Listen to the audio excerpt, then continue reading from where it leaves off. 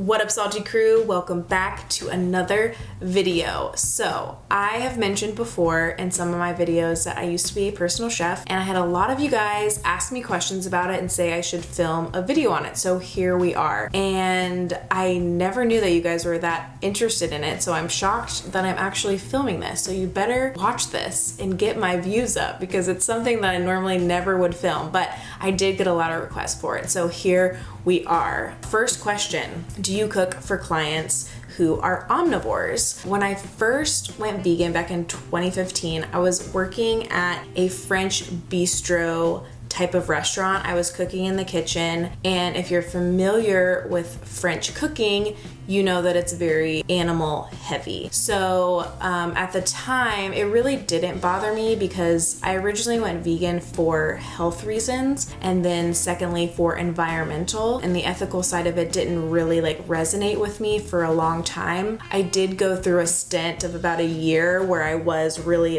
intense about it, and I refused to cook with animal products. But other than that, I didn't really have an issue with it. I didn't eat it myself, obviously, but I don't know. I guess that cognitive dissonance where I viewed it more as products than as actual animals, and I didn't cook with animal products that often. But when I did, it was just a few things. I think for a party I did something with salmon and then something with dairy in it, but it was very few and far between. My meal prep clients were all plant-based, so on a regular basis I wasn't cooking it, but it would come up every now and then and I would do it. So, did your client select from a menu of your specialty dishes, or did they tell you what they wanted? So it was a little bit of both. Meal prep clients, I gave them a specific menu to work with. Obviously they could tell me, their suggestions of stuff that they really wanted that maybe wasn't on the menu,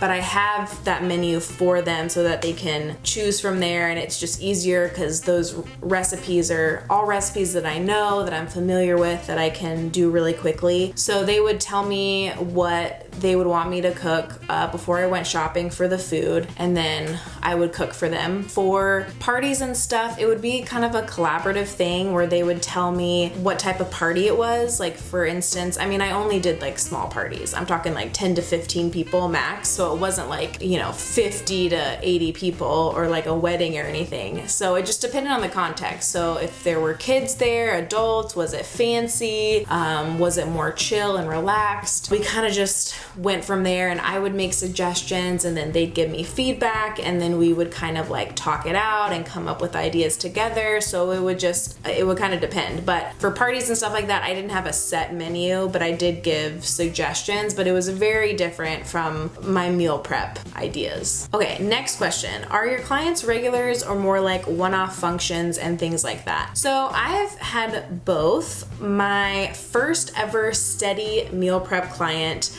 I worked for her for over a year. It was a married couple. They were older and they were so sweet. Oh my gosh, I loved them. And they were strictly plant-based. Like I said, all my meal prep people were plant-based, and I just loved working with them. They were so great. They were so complimentary of me and encouraging, and they knew that I was early on in my entrepreneurial journey, and they were just super supportive, and they wrote some amazing testimonials for me, and they did a lot for me, and I love them and appreciate them to this day. I would have steady clients like that, and so that would be more meal prep stuff, and then one-off stuff would be dinner parties that would come up every now and then I've done random stuff where I've done little appetizers or a spread for some sort of party or intimate gathering or something like that. So those are always random and not very regular. Do your clients know about your YouTube?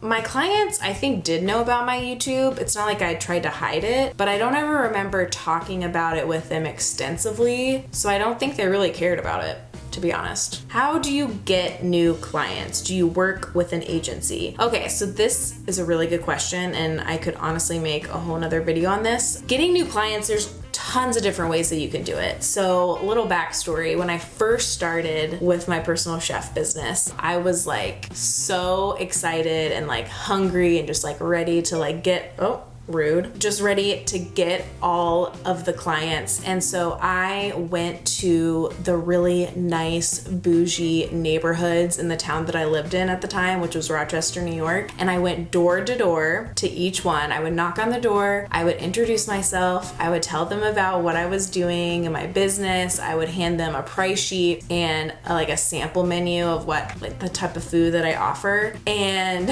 that's how I literally would go out there and tell people about my business. Now, I wouldn't recommend that people do that today. I'm glad that I did it because it taught me a lot. It taught me like what I shouldn't do, what I should do, but it was very draining, not only with time, but with my energy. I'm an introvert, so like going out and like being all salesy and like pitching myself over and over and over again was the most draining thing ever. I absolutely hated it. But it was something that I thought that I had to do because I was like, I have to let people know that I have this personal chef business and like these are my ideal clients. So I just went where my clients would be and hang out. Yeah, I mean, to get clients, I would just say like know who your clients are. Like, where are they hanging out? You have to know who they are in order to find them. So I think the best way to do it these days would obviously to be use social media, develop a brand on social media with your meal prep business, whatever direction you want to take it. There's just so much you can do with it. You can make it more like mainstreamed and lower cost, where you like rent out a big commercial kitchen and you get like a whole staff to work with you too. So you can have like a lower price point, or you could do it like with me, it was just me and I cooked in people's kitchens. So it was a much more like higher price point to book me as a personal chef. Yeah, so finding clients, it is a little bit tricky, but if you know who your clients are, then you just go to where they are and meet them. When I moved to San Diego, I went to different yoga studios and Pilates studios, and I would do like these little taste tests. Like I would set up a table and I would have different bites of like different foods that I would make. Like I had a tempeh BLT and then a soup and then something else. And I would hand out my cards and people would eat my food and we talk and meet and all that stuff, because I figured that people who were interested in eating plant-based also loved to work out and take care of their bodies and were just more health conscious. So that's where I went. So it just depends on where your clients are. But if I were to do it all over again and start today, I would figure out and pay attention to the people that you follow in your area. Luckily, I live in a bigger city. If you're in a smaller town, this might not work for you, but in San Diego, there's more opportunity to do that here. I would recommend contacting a big influencer in your area and offering to cook for them for free, either like a meal prep thing, or you could do a dinner party, something like that, and you offer your services for free and then they just pay for the food. Email them, tell them why you like them, why you want to work for them, and then just make sure that you offer value. You don't want to introduce yourself and ask them, oh, and here's my fee. You want to make sure that you are showing them that you're willing to work for that referral. When you're first starting out, you really there's certain things that you just have to do for free and at a discounted price. And that's just kind of like the name of the game. And then in return, you get referrals and also you get testimonies from people who enjoy your cooking. But once you get in the circle with that influencer, then you're on their radar, they know who you are, and then you can work with them again, or I'm sure they would know other people too who would, use your services. So I think really that's the best way to do it, so you can get exposed to more people. And then another way to get clients is to just say yes to a lot of opportunities and think outside the box. So when I was in Rochester, it wasn't a big city. There weren't a ton of people who ate plant-based. So I ended up attending some meetings at I think it was like a plant-based meetup thing or a plant-based society, something like that. But it was an organized group that met and they were all plant-based, vegan, whatever, plant curious. And I would go to those meetings and I would, network and I would make relationships with the people who were there so they would know who I am and what I do. And then that way you're in touch with like people who could possibly be your ideal client. So you kind of just think outside the box. Just think, where are the clients that I need? Where are they hanging out and how can I meet them? And there you go. Do you have any horror stories or stories of the first few times you did this type of work? It's such an intimate thing to cook for someone in their home. Yeah, it's such an intimate thing. I mean, you just have to have lots of trust between you and your client, like lots of trust, lots of respect. I mean, I'm just like extra professional when I go and cook at someone else's home. I make sure that I clean everything top to bottom. It is like spotless in their kitchen. I leave it better than when I came.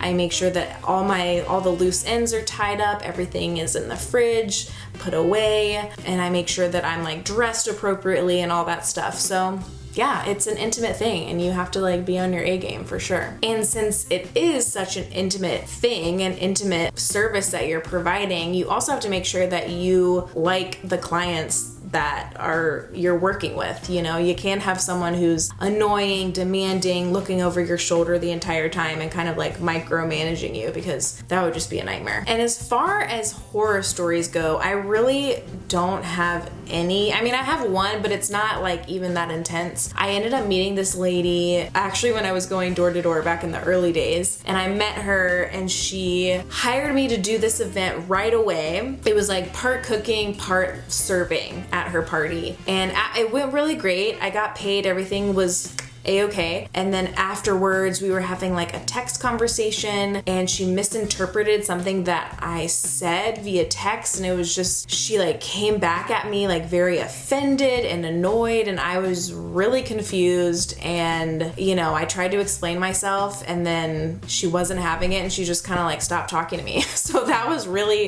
the only like horror story that I have, but it wasn't like super crazy or anything. But I mean, it definitely showed me that like I don't want to work with that type of person. So it was good that happened in the end. But those are all the questions that you guys had for me. If you have any more, leave them down in the comment section below. Also, let me know if I should do a part 2. Was this interesting to you? I don't know. And you know, do the rest of the things. Give this video a thumbs up, subscribe if you haven't already, and make sure you follow me on Instagram because I'm on my journey to 10K followers. Hope you guys have an amazing week. Don't forget to take care of yourself, eat good food, and I will see you in the next one. Bye. Diet Coke ain't good for the soul.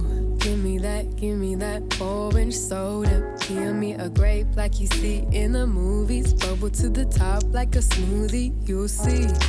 I'll do you like a 9 to 5.